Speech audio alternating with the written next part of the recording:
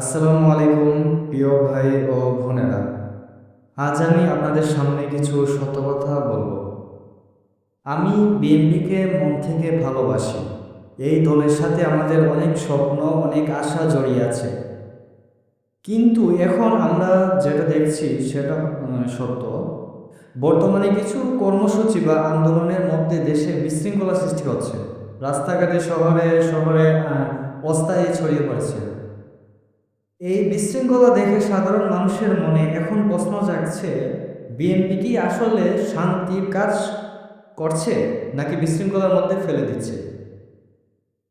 বাস্তব হলো, শুধু বিশৃঙ্খলা সৃষ্টি করে মানুষের মন যেতে চায় না। মানুষ এখন শান্তি চায়, নিরাপত্তা চায়, উন্নতি চায়। যদি আমরা মানুষের এই চাওয়া বুঝতে না পারি, তাহলে আমরা জনগণের আস্থা হারিয়ে ফেলব। আর আস্থা ছাড়া ক্ষমতার স্বপ্ন দেখা বিদ্যা। তাই আসুন আমরা শান্তির বার্তা নিয়ে সামনে এগিয়ে যাই, দেশের সাথে আগে ভাবি, মানুষ মানুষের ভালোবাসা অর্জন করি, কারণ সেটা আসল শক্তি। ধন্যবাদ সবাইকে।